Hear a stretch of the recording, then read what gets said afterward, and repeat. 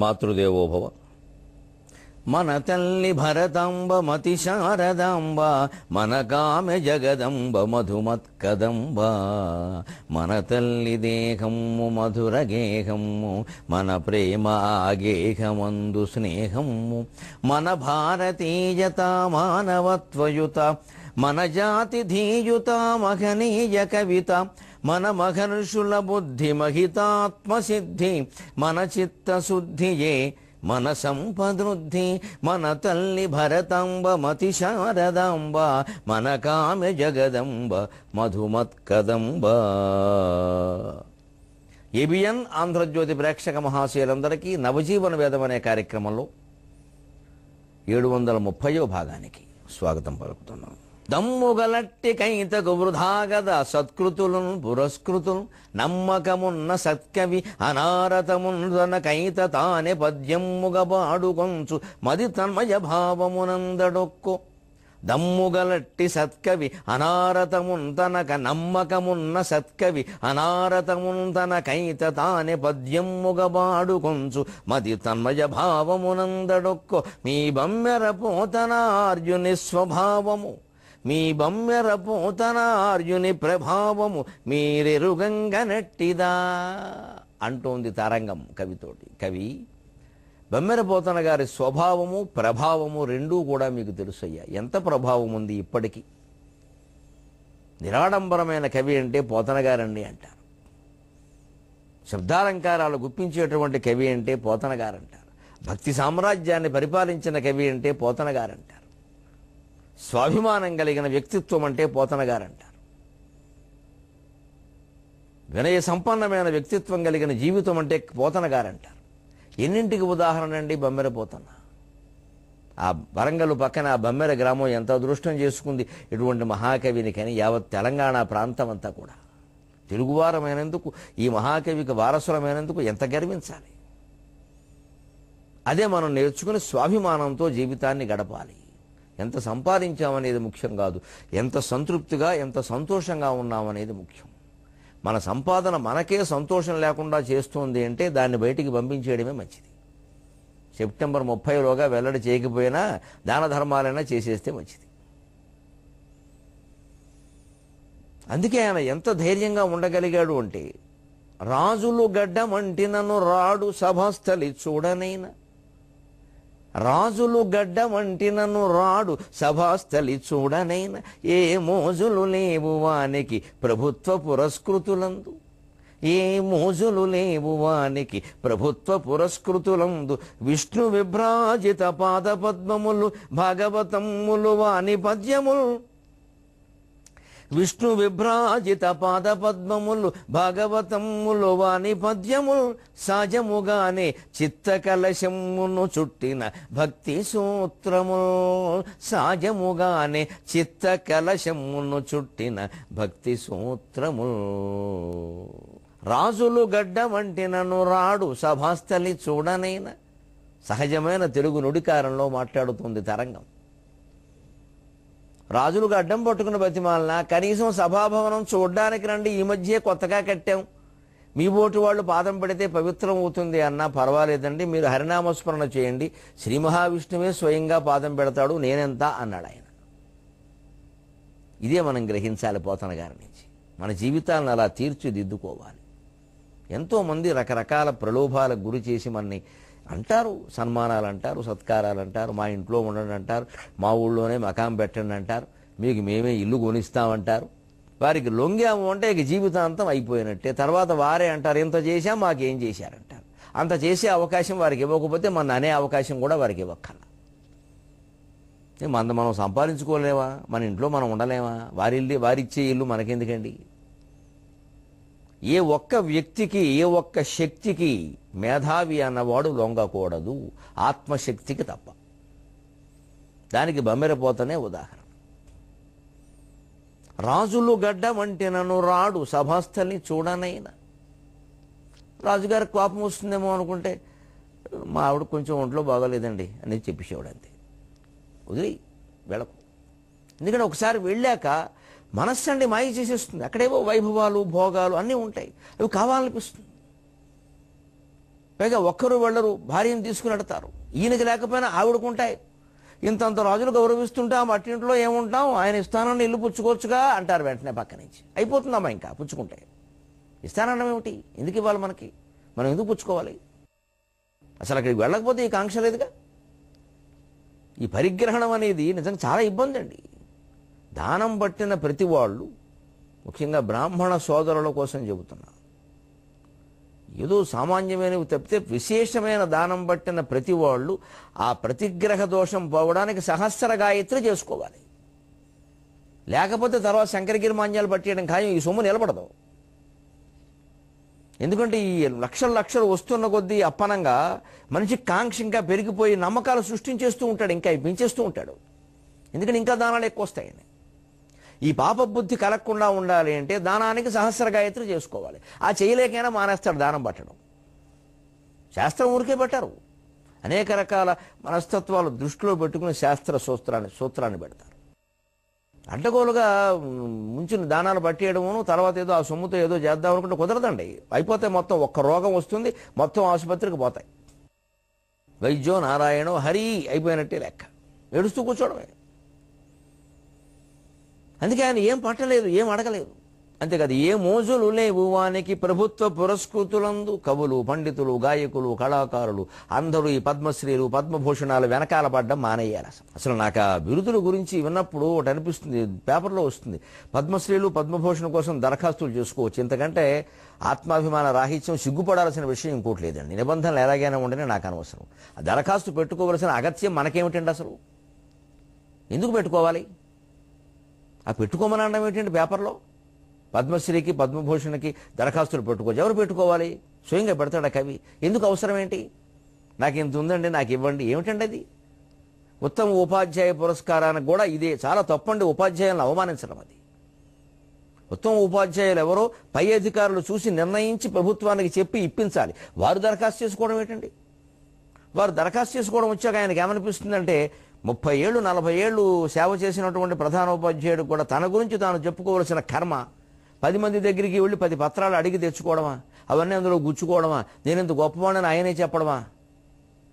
అసలు ఈయనకి ఎన్ని బిరుదులు ఇచ్చినా, ఈ ఉపాధ్యాయుడికి ఎంత జీతం ఇచ్చినా, ఈ రోజు నేను బాగా పాఠం చెప్పాను అని బయటికి రాగానే ఎప్పుడు అనుకున్నాడో ఆ రోజు కలిగిన ఆనందం ఆయన జీవితంలోనే కలగదండి.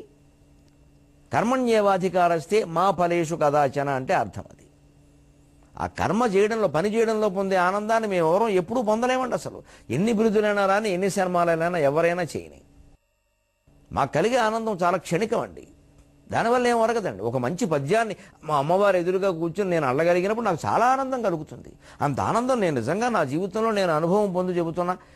అలా ఊరికే మా అమ్మవారి బొమ్మను చూడగానే ఏదైనా ఓ పద్యం అమ్మవారి దగ్గర ఏదైనా చెప్పుకుంటే అప్పుడు కలిగిన ఆనందం నాకు ఎప్పుడూ కలగలేదండి. ఎందుకో ఓసారి ఆత్మజ్ఞానాన్ని గురించిన తాపత్రయం వస్తే చాలా బాధ కలిగి మా సరస్వతీదేవి ముందు నిలబడి ఓ పద్యం చెప్పా.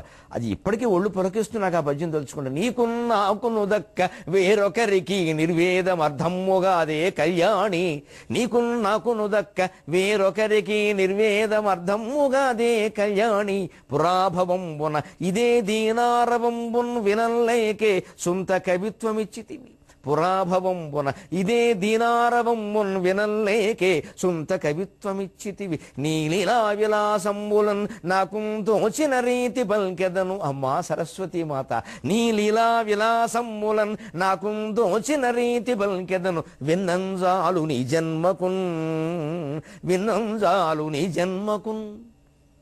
ఇటువంటి పద్యాలు కొన్ని వందలల్లాను నేను. నాకు అవిచ్చిన ఆనందం ఎక్కడ ఎన్ని సన్మానాలు పొందినా, ఎన్ని దేశాల్లో ఎన్ని లక్షల ఆదాయం వచ్చినా నాకు కలగల. అది వేరే విషయం. అదంతా ఏదో పోషణ అయిపోతుంది. మనకి వృత్తి, నాకైతే కవిత్వము, అవధానము, నాకు ప్రవచనం, నాకు వృత్తి అండి. నేను దాని మీద ఆధారపడ్డాను. నాకేం ఉద్యోగం, ఉన్న ఉద్యోగమే వదిలేసి 10 ఏళ్ళు అయింది. ఆ వదిలేసినప్పుడు కూడా అక్కడ జీతం 15,000, అంతకు మించి ఏం లేదు నాకు. నేను ఆధారపడ్డ అయినా కూడా అమ్మవారు ఎంత సంతృప్తిగా బతికేలా చేస్తుందని నీకెందుకురా నేను చూసుకుంటున్నా అంటున్న ఆవిడ గురించి ఆవిడ మన పద్యాలు చెప్పాలి, కానీ వండి వెండి పోగొట్టడం నాకేం పని? నాకు అనిపించట్లేదు అసలు. ఈ మధ్యనైతే భగవంతుడి దయ వల్ల నిర్ద్వంద్వంగా తిరస్కరించగలుగుతున్నా. ఎవరైనా వారికి ఏదో పత్రం రాయండి, వీరికి మీద పద్యం చెప్పండి, నేను మానవ మాత్రుడు, నేను కీర్తించనండి, నన్ను వదిలిపెట్టేయండి, హాయిగా మొహమాటం లేకుండా. నేను చెప్పేస్తున్నాను మొహమాట లేకుండా. అంత ధైర్యం ఇచ్చింది అమ్మవారు, అంత జ్ఞానం ఇచ్చింది. ఎందుకంటే నరహరి కీర్తన నానన జిహ్వ ఉరుల నుతింపక ఓపదు జిహ్వ. శ్రీమన్నారాయణమూర్తిని కీర్తించడానికి ఉపయోగపడినటువంటి నాలుక సామాన్య మానవుల్ని కీర్తించడానికి ఎలా ఉపయోగిస్తామండి? ఒక దశ వచ్చాక, కొంత సంపాదించాకైనా సంతృప్తి కలగాలి కదండి. ఎంతకాలం అండి ఈ ముఖమాటపు మెరమెచ్చులు? వారిని మనం మెచ్చుకుని, వారు మన మెచ్చుకుని, మనకి వారు పీఠికి రాసి, మన పుస్తకానికి వారి పుస్తకానికి మనం పీఠికి రాసి, ఈ పరస్పర డబ్బా. అక్కడి నుంచి మొహమాటాలు. ఒక్క తప్పు చెబితే ఎవరికీ నచ్చదు ఈ దేశంలో. ఈ పుస్తకంలో ఈ దోషం ఉందయా మార్చుకోమంటే నచ్చదండి. మనం పీఠికి రాసామనుకోండి, ఆ దోషం రాసిన మాట తీసేసి మిగిలింది వేస్తాడండి అక్కడ. అంత నిజాయితీ లేదు ఎవరికి. ఇంకెందుకు రాయడం ఊరికే? కేవలం పొగడతలైతే పీఠికలు ఎందుకండి? అలా తయారైపోయింది ప్రపంచం ప్రతిది. ఎక్కడా ఎవరు విమర్శన సహించలేరు. ఏ కులాన్ని ఏమనకూడదు, ఏ ప్రాంతాన్ని ఏమనకూడదు, ఏ మనిషిని ఏమనకూడదు, ఎంత తప్పు జరిగినా సరే. ఇప్పుడు కాదయ్యా, ఎప్పుడో జరిగింది 1000 ఏళ్ల క్రితం, ఆ విషయం ప్రస్తావించామన్నా తప్పే. హాట్ మమ్మల్ని అన్నారు. సహృదయంతో అందరూ అర్థం చేసుకోవాలి. ఎవ్వరూ ఈ చరిత్రను విమర్శ చేసుకోకపోతే ఏ సత్యాలు మిగలవు ఇక్కడ. భవిష్యత్ ప్రపంచం కూడా బాగుండదు. అనేటువంటి కవికి, బమ్మెర పోతన లాంటి కవికి నిష్కల్మషమైన చిత్తం ఉంటుందండి. వీరి మీద ద్వేషం, వారి మీద ప్రేమ ఉండదు. అదే తేడా. ఆయన అంత నిష్కల్మషంగా ఉన్నాడు కాబట్టి నాకు అక్కర్లేదండి ప్రభుత్వ పురస్కారాలు అన్నాడు. నేనేమిటి దరఖాస్తు చేసుకోవడం, నాకేం పని? ఇస్తే ఇవ్వండి, లేదా మానేయండి. ప్రజలు మెచ్చుకుంటూ ఉంటే పద్మశ్రీలు పద్మభూషణాలు ఏం చేస్తాయండి? ఎందుకవి? దానికోసం ఎవరిలో పట్టుకోవడం, వాళ్ళు ఏదో అనడం. రాజులు గడ్డమంటి నన్ను రాడు సభాస్థలి చూడనైనా, ఏ మోజులు లేవు వానికి ప్రభుత్వ పురస్కృతులందు. విష్ణు విభ్రాజిత పాద పద్మములు భాగవతమ్ములు వాని పద్యములు. సహజముగానే చిత్త కలశమ్మును చుట్టిన భక్తి సూత్రములు.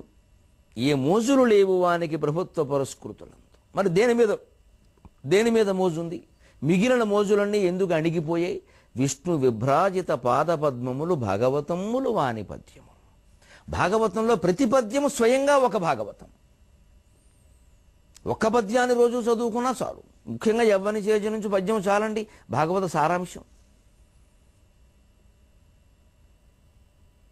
ఎందుకు అలా అయింది? విష్ణు విభ్రాజిత పాద పద్మములు. ప్రతి పద్యాన్ని విష్ణువు పాదాల మీద ఉంచదగిన పువ్వులా రచించాడు ఆయన. విష్ణు విభ్రాజిత పాద పద్మములు భాగవతములు వాని పద్యము. అవి ఎలాంటివి అంటే సహజముగానే చిత్త కలశమును చుట్టిన భక్తి సూత్రం. ఇక్కడ శంకరాచార్య శివానంద లహరిలో శ్లోకం చెప్పుకోవాలి. ఈ కవికి ఈ మాట అనడానికి ఆ శ్లోకమే ప్రేరణ. అలా చెప్పకపోతే ఏదో దేవుడి కాపీ కొట్టినట్టే అవుతుంది. ఈ మాట చెప్పడానికి, ఈ పద్యంలో ఈ మాట రావడానికి శంకరాచార్య శివానంద లహరిలో శ్లోకం ప్రేరణ.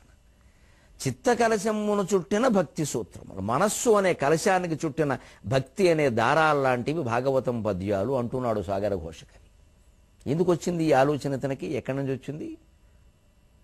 భక్తో భక్తి గుణావృతే ముదమృతా పూర్ణే ప్రసన్నే మనఃకుంభే సాంబ తవాంఘ్రి పల్లవయుగం సంస్థాప్య సంవిత్ఫలం సత్వం మంత్రముదీరయన్ నిజ శరీరాగార శుద్ధిం వగన్ పుణ్యాహం ప్రకటీకరోమి రుచిరం కళ్యాణమాపాదయన్. మన ఇళ్లలో ఏ శుభకార్యం తలపెట్టినా, వివాహం, ఉపనయన వేదన ముందు విఘ్నేశ్వర పూజ, పుణ్యాహ వాచనం చేస్తారు. సత్యనారాయణ వ్రతం సహా అన్నిటికీ. ఆ పుణ్యాకవాచనం చేసినప్పుడు అక్కడ జరిగే భౌతిక ప్రక్రియ మీరు గమనించండి. ఎప్పుడు హిందూ ధర్మంలో దైవారాధనలో భౌతికం, మానసికం, ఆధ్యాత్మికం 3 కోణాలు ఉంటాయి. అంతిమంగా ఆధ్యాత్మికమే ముఖ్యం. కానీ అక్కడికి వెళ్ళాలి అంటే కాస్త ఆకర్షణ ఉండాలి, మనస్సుకు నచ్చాలి. అందుకని మానసిక కోణం ఉంటుంది. భౌతికంగా కూడా ఓ కోణం ఉంటుంది. భౌతికంగా అక్కడ ఒక పీట పెడతారు, దాని మీద పసుపు గుడ్డ పరుస్తారు, పసుపు రాసిన గుడ్డ, దాని మీద బియ్యం పోస్తారు, దాని మధ్యలో కలశం పెడతారు. పూర్ణ కలశం, నీళ్లు నింపిన, మంచినీళ్ళు, స్వచ్ఛమైన జలం నింపినటువంటి కలశం పెడతారు. దాని చుట్టూ ఇలాగా బ్రాహ్మణులు చాలా చక్కగా డైమండ్స్ ఆకారంలో దారాలు చుడతారండి. ఇలా ఇలా ఇలా చాలా అందంగా ఉంటుంది ఆ కలశం చూడడానికి. దానికి చెంబు అనకూడదు, కలశం అనే అనాలి. అది చెంబు అయినా కలశం అనాలి. ఆ సమయంలో అది కలశం అంతే. నిండా నీళ్లు పోసాక దాంట్లో మామిడాకులు మరీ లేతవి కాదు, మరీ ముదురివి కాదు, ఓ మాదిరిగా కొంచెం లేతగానే ఉంటాయి. అవి పట్టుకొని చంద్రులు పెడతారు. దాని మీద ఒక కొబ్బరికాయ పెడతారు. దాని మీద ఓ రవికలు కూడా చుడతారు, కొందరు చుట్టకపోయినా పర్వాలేదు. దీనికి మళ్ళీ కుంకంతో బొట్లు అవి పెడతారు. ఈ మొత్తం భౌతిక ప్రక్రియ ఏమిటి అంటే, ఆ కలశాన్ని అక్కడ పెట్టగానే పిల్లలెవరు ఆ దగ్గరికి రారు. ఇంకా ఆ పీట వేశారు, బియ్యం పోశారు, ఇక్కడ పసుపు గుడ్డ పెట్టారు, కలశం పెట్టి దాని చుట్టూ ఏవో బొట్లు పెట్టారు, దారాలు చుట్టారు. ఇక్కడ మనం రాకూడదు, ఇది మడి, ఎవరు ముట్టుకోకూడదు, వాళ్ళు దూరంగా వెళ్ళిపోతారు. అదొక ప్రత్యేకత. ఏదో జరుగుతుంది, వాళ్ళు పుణ్యాహవచనానికి ఏర్పాటు జరుగుతున్నాయంటే పిల్లలు వెంటనే ఏమిటి ఏమిటి ఏం జరుగుతుంది, ఏదో చేస్తున్నా, ఏదో చేస్తారు పూజ అని, కానీ వీళ్ళకి ఏదో కొంచెం హడావుడి. ఇది ముందు భౌతిక ప్రయోజనం. ఆ బియ్యం ప్రత్యేకం, ఆ పీట ప్రత్యేకం, ఆ కలశం ప్రత్యేకం, ఆ ఆకులు ప్రత్యేకం. మీరు ఎవరు ముట్టుకోకుండా దగ్గరికి రాకండి. ఇక మానసికం, అసలు ఆ పసుపు గుడ్డ వేసి దాని మీద బియ్యం పూసి ఆ పవిత్రమైన కలశం అక్కడ పెట్టి దాని చుట్టూ అలా గళ్ళుగా దారాలు చుట్టి ఆ మధ్యలో కుంకుమ బొట్టు పెట్టి ఆ పైన కొబ్బరికాయ ఇలా ఉంటే దాని మీద కూడా ఓ కుంకుమ బొట్టు పెట్టింది. ఎంత చూడడానికి ఎంత ఆనందంగా ఉంటుందండి ఆ మామిడాకులు అందులో ఉండి. అందుకే పూర్ణ కుంభ స్వాగతం అంటారు. పెద్దలు వస్తే ఇస్తారు. కళకళ్ళాడిపోతూ ఉంటుందండి నిండు ముత్తైదువులాగా. నిండు ముత్తైదువులా కళకళ్ళాడిపోతూ ఉంటుందండి ఆ కలశం. చూసి దండం పెట్టుకుంటాం కదా నిండు ముత్తైదువుని, అలాగే ఉంటుందండి. ఆ మానసికమైన సౌందర్యం, అనుభూతి, అబ్బా ఎంత బాగుంది. దేవుడి పూజ ఎంత అందంగా ఉంటుందా. దేవుడి పూజ అంటే ఏమీ లేని నిరాడంబరం అక్కర్లేదని కాస్త చేయొచ్చు, కానీ ఆ హడావుడంతా ఆధ్యాత్మిక కోణంతో చెయ్యాలి. అంతిమంగా అది అని లేకపోతే ఈ హడావుడు మిగిలిపోతుంది. ఇక్కడ అందరిళ్లలో మామూలు కలశం పెడతారు, మేము బంగారం కలశం పెట్టాం. ఈ మాట చెబుతున్నామంటే నువ్వు దేవుడి పూజ చేయడం అనవసరం, చెప్పకు. పైగా చెప్పడం వల్ల ప్రమాదం కూడా, ఎవడో పట్టుకుపోతాడు దాన్ని. మామూలు చెంబంటే ఎవడో ముట్టుకోడు. గొప్ప వెండి కలశాలే పెడతాం మా ఇంట్లో. ఎప్పుడు మా అత్తగారి తరం నుంచి కూడా వెండి. ఇవన్నీ అనవసరం, ఇదంతా సోది. ఇన్కమ్ ట్యాక్స్ వాడికి చెప్పి పని చెప్పరండి. అంత మొత్తం బంధువుల దగ్గర గొప్పలు. ఇక ఇక్కడి నుంచి రేపొద్దున వాళ్ళ ఇంట్లో ఏదైనా చెయ్యాలి అంటే మరి ఇప్పుడు తోడుకోళ్ళు ఆవిడ, ఈయన తోడోళ్ళు ఆయన. ఆ గొడవ అక్కడి నుంచి వాళ్ళు పెట్టారు, మనం కూడా పెడతాం. మనం కొందాం, అప్పు చేసుకొనేద్దాం. ఆవిడ వస్తుంది చూస్తే మనం గొడవ పెట్టాలి. ఇంకా మనకి సొంతంగా కారు అవసరమా లేదా మనం చూసుకోం. వారు కొన్నారు కాబట్టి మనం కొనాలని ఆలోచిస్తాంగా. అదే భక్తిలోనే వచ్చింది. వారింటో విష్ణు సహస్రం పారాయంట, 25 మంది వచ్చారట, మనం పెట్టేద్దాం, ఒక 50 మందిని పిలుద్దాం, అంతే. ఎవరు బాగుపడతారు? విష్ణువు బాగుపడ్డు, ఆయనకు అవసరం లేదు. మనం బాగుపడేది లేదు, అహంకారం ఉంది. వచ్చిన వాళ్ళు ఏమైనా ఓ పూట మరి ఎదురు పొందుతారేమో, అంతే. మొత్తం అయిపోయింది, ప్రదర్శన కార్యక్రమం అయిపోయింది. అలా చేయకుండా ఆధ్యాత్మిక కోణం గమనించండి. ఇందులో భక్తో భక్తి గుణావృతే ముదమృతా పూర్ణే ప్రసన్నే మనఃకుంభే. అక్కడ పెట్టినది కలశం కాదయ్యా, నీ మనఃకలశం అన్నారు. మనఃకుంభే, మనస్సు అనే కలశం అక్కడ పెట్టవయ్యా. మరి ఆ చుట్టిన దారాలు ఏమిటండి? అదే భక్తి గుణావృతే, భక్తి అనే దారాలు చుట్టవయ్యా. అది సాగర ఘోష కవికి ప్రేరణ. బమ్మెరపోతన పద్యాలు ఎటువంటివి అంటే, సహజముగానే చిత్తకలశమ్మును చుట్టిన భక్తి సూత్రములు. ఈ మాట స్వామివారిది. అందుకే నేను ఆయన కృతజ్ఞతగా ఈ వివరణ మీకు ఇస్తున్నాను. సరే, ఎలాగో మొదలెట్టాను కాబట్టి ఆ శ్లోకానికి వివరణ పూర్తి చేద్దాం. పుణ్యాహవచనాన్ని మనం ఆధ్యాత్మిక కోణంలో ఆనందంగా జరుపుకుందాం, ఆర్భాటంగా కాదు, ఆనందంగా జరుపుకుందాం. భక్తో భక్తి గుణావృతే, ఆ మనస్సు అనే కలశాన్ని అక్కడ పెట్టాలట. దానికి చుట్టాల్సింది భక్తి దారాలు. అంటే మనస్సు పక్కదారి పడుతున్నప్పుడల్లా మళ్ళీ వెనక్కి తీసుకురావడం భక్తి దగ్గరికి, భగవంతుడి దగ్గరికి. వచ్చేయి, ఏం లేదు అక్కడ, వచ్చేయి. చిన్నపిల్లాడు రోడ్డు మీద వెళ్ళిపోతుంటే మనం ఏం చేస్తాం? వచ్చేయమ్మా లారీలు ఏవి వస్తాయని తీసుకురాం. అలాగే మనస్సు లౌకిక వ్యవహారాల్లోకి వెళ్ళిపోతున్నప్పుడు అలా వచ్చే ఏముంది అక్కడ, ఏముంది? వాళ్ళు సంపాదించుకుంటే మనకెందుకు, వాళ్ళు మాట్లాడుకుంటే మనకెందుకు, ఏముంది అక్కడ, ఏం చూస్తావు, వచ్చేయి. ఇలా మనస్సు లాగేయాలి వెనక్కి. లేకపోతే ఈ తిరగడానికి అర్థం ఉండదండి. కాశీ నుంచి కన్యాకుమారి వరకు మొత్తం తిరిగినా చూడవలసిన ప్రదేశాలు చాలా ఉంటాయి. జీవితం కాదు, 10 జన్మలు సరిపోదు భూమండలం అంతా తిరగడానికి. ఎవరు తిరుగుతారు? ఎంత తిరిగినా ఒకటే, అజ్ఞానం పోవడం లేదు. అంచేది ప్రతి తిరుగుడిని, ప్రతి నలుగుడిని, ప్రతి సణుగుడిని చివరికి మనం మనస్సుతో మళ్ళీ తిరగేసి ఆలోచించుకోవాల్సింది. ఎందుకిది? తతక్కిం అయితే ఏమిటి? శంకరాచార్య ప్రశ్నిస్తారు ఒక శ్లోకం. తతక్కిం అయితే ఏమిటి? ఇంత పూజ చేసావు, అయితే ఏమిటి? ఏం పొందావు? లెక్కలు చెప్పొద్దు. ఇంత ఖర్చు అయింది, అంతమంది వచ్చారు, వద్దు. ఏం పొందావు? నువ్వేం పొందావు? నీ మనస్సులో ఏముంది? ఆధ్యాత్మికతలో ఎప్పుడు బయట ఏం జరుగుతుంది అనేది ముఖ్యం కాదండి, మన మనస్సులో ఏం జరుగుతుంది అనేది ముఖ్యం. మన కుంభే, ఆ దారాలు భక్తి సూత్రాలు. అప్పుడు అందులో పోసిన నెలవేటి ముదమృతాపూర్ణే జలం, ముత్ అమృత ఆపూర్ణి, సంతోషం అనే జలంతో కలశాన్ని నింపమని. అంటే మనస్సులో ఎప్పుడు సంతోషం, హాయిగా ఉన్నది చాలు, ఉన్నది చాలు, ఉన్నది చాలు. కాదండి, మనకి బాగా డబ్బు ఉన్న వాళ్ళకే ఇంకా కనకధారాస్తామని చదివితే డబ్బులు వస్తాయట కదండి. ఎందుకమ్మా, మీకు ఉన్నాయిగా, ఎప్పటికే సరిపోదండి. లేనివాడు అడగడు ఆ విషయం, ఉన్నవాడు అడుగుతాడు. విచిత్రంగా, ఆశ్చర్యంగా ఉంటుంది. ఇప్పుడు ఉన్నాయి కదా అంటే ఎంత వస్తే అంత మంచిది. ఏమిటమ్మా రావడానికి? ఎంత వస్తే అంత మంచిది. డబ్బు ఎంత వస్తే అంత జబ్బు వస్తుంది. డబ్బు రాకూడదు, ఎక్కువ రాకుండా చూసుకోవాలి మనమే. ఒక దశలో సంపాదన ఆపేయాలి. ఇంకా అక్కర్లేదు, ఇంకా అక్కర్లేదు, ఇంకా అక్కర్లేదు. అలా ఆపకపోతే అడ్డగాడిదలు అయిపోతాం, అనుమానం లేదు. అడ్డగాడిదే, కన్సరగాడిదే అయిపోతాం. దానికోసం అడ్డమైన గడ్డి గరవడమైన 70 ఏళ్ళు వచ్చిన ఎందుకు? మనకేం అవసరం ఆ డబ్బు? దీనికోసం ఈ వ్యాపారాలు, ప్రకటనలు ఎందుకు చేయాలి? ఎవరికో మనం ఎందుకు ఏమన్నా జనాన్ని కలిసి వచ్చేదా? అసలు ఆ వృద్ధాప్యంలో కూడా 60 ఏళ్ళు దాటా కూడా ఇంకా సంపాదిస్తే తప్ప గడవని పరిస్థితి తెచ్చుకోకూడదు. శ్రీనాథుడిలాగా మనం ముందు నుంచే జాగ్రత్తగా ఉండాలి. దానికి ఏవో మేనేజ్మెంట్ అంటారు, office management, business management, time management. నన్ను మన్నించండి, ఇంగ్లీష్ మాట్లాడుతున్నందుకు. For everything mind management is important than any other management. Mind management is much more important than any other management. Office మేనేజ్మెంట్కి, బిజినెస్ మేనేజ్మెంట్కి, టైం మేనేజ్మెంట్కి, family మేనేజ్మెంట్కి, అన్ని మేనేజ్మెంట్లకి మూలం mind management. మన మనస్సును మనం అదుపులో పెట్టుకోలేకపోతే ఒక్క క్షణంలో కూడా, ఒక క్షణం కాదు కదా, ఒక యుగం కృషి చేసినా బాగుపడం. వెంబడిపోతాను అదుపులో పెట్టుకున్నాడు. అందుకే అటువంటి పద్యాలు రచించగలిగాడు. అయితే ఆ కాలంలోనే శ్రీనాథాది మహాకవులు ఉన్నారంటున్నారు. ఇంకా పెద్దలు వేరే వారు ఉన్నారు. వారందరూ భోగాలు అనుభవిస్తూ ఉంటే ఈయనే 10 మందికి అంకితం ఇవ్వకూడదా, అనుభవించకూడదా? ఎవరు వద్దన్నారు? వాళ్ళు ఆవిడ మాత్రం అని ఉండదా? ఆవిడ స్త్రీ కదా, సహజంగా పాపం ఈయన కొన్నంత భక్తి ఆవిడకు ఉందో లేదో మనకు తెలియదు. వైరాగ్యాలు సహజంగా ఆడవాళ్ళకి ఆ లౌకిక తాపత్రయాలు ఉంటాయి కొంచెం. ఏమిటండి అందరూ అలా ఉంటేను అని కూడా ఉంటారు. ఆయన ఏదో పాపం సర్ది చెప్పాడు ఆవిడకి, ఆవిడ అలాగే వింది. పుణ్య దంపతులు నిజంగాను. అటువంటి భార్య దొరకడం ఆయన అదృష్టం. అలాగే సరిగ్గా కలశం మన మనస్సు అయితే పుణ్యాకవచనంలో, అందులో పోసే నీరు సంతోషం అనే జలం ఎప్పుడు మనసులో సంతృప్తిగా ఉండాలి. ఉన్నది చాలు, ఉన్నది చాలు, ఇంకా అక్కర్లేదు, ఇంకా అక్కర్లేదు. అప్పుడు ఎవరికి మనం వంగి ఉండాల్సిన అవసరం లేదు, ఎవరికి భయపడాల్సిన అవసరం లేదు, ఎవరి కోసం తాపత్రయపడాల్సిన అవసరం లేదు. ఎవరి మిశ్రకాలు మనం ఆన్సర్ చేయక్కల, అవసరమైతే వాళ్ళు మళ్ళీ చేసుకుంటారు. మిశ్రకాలంటే వారు ఇచ్చారండి, వారు చేసుకుంటారు. మనం ఎందుకు చేస్తాం? వారు చేసుకోవాల్సిందే, వారి పని కదా. మన పని అయితే మనం చేస్తాం. అక్కడ వస్తే చాలు వైరాగ్యం ముందు. వాడు చేయకపోతే ఏమనుకుంటాడు అనుకోని ఏమవుతుంది? ఇంకోసారి మిశ్రకాలు ఇవ్వడు, మొత్తం కాలు ఏమడదు, నెంబర్ తీసేస్తాం, గొడవ లేదు. ఈ ప్రపంచంలో ఎవరు శాశ్వతం? మిశ్రకాల దగ్గర వైరాగ్యం పాటించిన వాళ్ళం ఇంకా మిస్టీరియస్ థింగ్స్ ప్రపంచంలో చాలా ఉన్నాయని ఎక్కడ పాటిస్తామండి? ముందు ఇక్కడ పాటించాలి. మిశ్రకాలు మనం ఈ కళ వారు చేసుకుంటారు, వారే చేశారు. అదేదో ఉద్యోగం చేసే చోట పై అధికారి చేస్తే వేరే విషయం. స్నేహితులు, బంధువులు అందరి విషయంలో పనికిరాదండి. అదే పెద్దవాళ్ళు ఎవరైనా మన అమ్మో, నాన్నో, మేనమామో చేస్తే అది వేరే విషయం. మళ్ళీ ఆ మర్యాదలన్నీ ఉంటాయి. అందరి పట్ల మనకు అక్కర్లేదు ఇవి. వారి అవసరం వారు చేసుకున్నారు, మరి చేసుకుంటారు, ఏం పర్వాలేదు. మన సమయంలో మనం ఫోన్ కట్టేస్తాం, తర్వాత చేసుకుంటారు. ఏ ప్రలోభానికి లొంగేది లేదు, దేనికి భయపడేది లేదు. అదే జీవితం, పోతన జీవితం అంటే.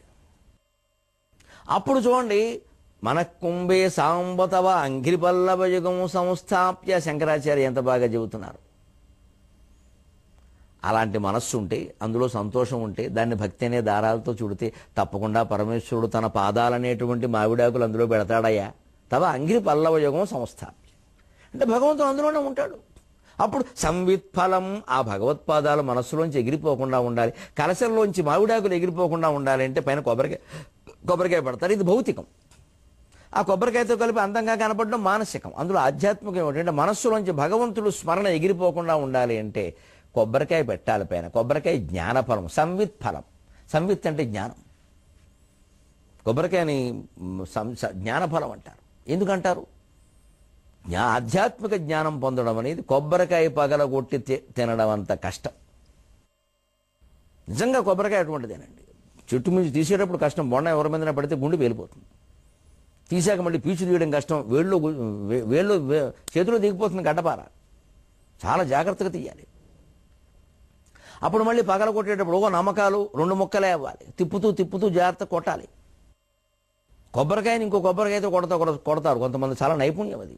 అదొక మామూలుగా కొడితే అయిపోతుంది, అది పైకి 3 ముక్కలు అవుతుంది. ఎవరో అంటారు వెనకాల నుంచి, అయిపోయిందమ్మా 3 ముక్కలు అయిపోయింది కాపురం అంటారు. వాడిని మనకి కాపురాలు తక్కువ, కామెంటరీలు ఎక్కువను, వ్యవహారాలు తక్కువ, వ్యాఖ్యానాలు ఎక్కువ. చాలా జాగ్రత్తగా ఉండాలి వీళ్ళతోటి. ఇది మనసులో పడిపోతుంది ఆయనకి, అందువల్ల జరిగింది అంటాడు. కొట్టేటప్పుడు జాగ్రత్త. ఆ పైన మొక్కలు తీయాలి, మళ్ళీ చాకు పెట్టి ఇలా అంటే ఇప్పుడు వేలు తెక్కకుండా చూసుకోవాలి. ఆ పైన ఆ మొక్కలు ఒట్టి మొక్కలు తినలేక పంచదార వేయాలి, మళ్ళీ అందులో నోట్లో వేసుకుని నవ్వాలి. గంట సేపు ఆడితే అప్పుడు తెలిసింది కొబ్బరికాయ తినడం ఎంత కష్టం. భౌతికంగా అర్థమైంది కదా, ఆధ్యాత్మిక జ్ఞానం కూడా అంత కష్టం. ఏదో 2 ప్రవచనాలు వినగానే 2 పుస్తకాలు ఎలా సుందరకాండ పారాయణ అలా 9 రోజుల్లో చేసేగానే ఏమైపోదో, ఏమొచ్చింది మనకి, ఏమొచ్చిందో చూసుకోవాలి. ఏమి రానప్పుడు దేనికిది. భాగవత సప్తాహాలు కూడా విరివిగా జరుగుతున్నాయి. ఇది కేవలం సామూహికంగా ఒక ప్రేరణ మాత్రమే, అందరం గ్రహించాలి. అలా 7 రోజుల్లో చదివితే భాగవతం ఎప్పటికీ అర్థం కాదు. పరీక్షిత్ 7 రోజుల్లో ఎందుకు చదివాడు అంటే 7వ రోజు ఆయనకి మృత్యు ఉంది కాబట్టి. మనకు ఎవరికీ లేదు, 70 ఏళ్ళు బతుకుతున్నాం. మనం 70 ఏళ్ల పాటు భాగవతం చదువుతూనే ఉండాలి. రోజు 1 గంటైనా కేటాయించాలి. ఆ 70 ఏళ్ల పాటు చదవడానికి 7 రోజుల సామూహిక పారాయణమో ఏదో సప్తాహమో ఒక ప్రేరణ. కొంత హడావుడి చేస్తే కానీ జనానికి తెలియదు కాబట్టి చేస్తారు. ఇక దాని చేతనే మోక్షం వచ్చేస్తుందంటే అలాగా, అలా వచ్చేస్తే ఇంకెందుకంటే గ్రంథం అంతా వ్యాసుడు రాసింది. 7 రోజుల్లో ఆయన రాయలేదే, 7 రోజుల్లో ఆయన చెప్పొచ్చు. కానీ 13,707 శ్లోకాలని చెబుతారు భాగవతంలో. ఎంతకాలం పట్టిందండి వ్యాసుడికి రాయడానికి? చెప్పడం వేరు, దాన్ని స్వరూపంగా చెప్పాడు. దాని జ్ఞానాన్ని పరీక్షిత్తు పొందాడు.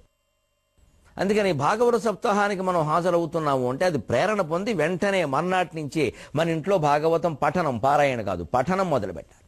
అవగాహన కోసం ఎంత అయితే అంతే, 1 గంట మధ్యాహ్నం పూట, ఎప్పుడు నిద్రపోయి లేచాక, ఎప్పుడు వీలైతే అప్పుడు. దానికి మళ్ళీ ముందు ఏం చేయాలి, వెనక ఏం చేయాలి, ఇవన్నీ చిన్న చిన్న విషయాలు. వాటి గురించి అంత బాధపడకూడదు. ముందు వెనక కూడా చేయవలసింది అర్థం చేసుకోవడం ఒకటే, అదొకటే చేయాలి. అలా చేయగలిగితే అప్పుడు ఆ భాగవత సారాంశం అర్థమవుతుంది. అది జ్ఞానం అనే ఫలంతో పైన అదుపులో పెట్టవయ్యని ఎందుకు చెబుతున్నాడు? ఎప్పటికప్పుడు మనస్సులోకి జ్ఞానం అనేది పంపించకపోతే ఈ మనస్సులోంచి భగవంతుడు ఎగిరిపోతాడు. జ్ఞానమే భగవంతుడు, జ్ఞానమే ఆత్మ. ఎరుక అంటారు దాన్ని, తెలివి అంటారు, ఎరుక అంటారు. అది అటువంటిది బమ్మెరపోతన గారి వ్యక్తిత్వం. రాజులు గడ్డమంటిన నురాడు సభస్థలి చూడనైన ఏ మోజులు లేవు వానికి ప్రభుత్వ పురస్కృతులందు విష్ణు విభ్రాజిత పాద పద్మములు భాగవతములు వాని పద్యములు సాజముగానే చిత్త కలశమును చుట్టిన భక్తి సూత్రము. మళ్ళీ 23:30 గంటల్లో కలుద్దాం. అంతవరకు తెలుగు వాడదాం, ప్లాస్టిక్ వాడకుండా ఉందాం.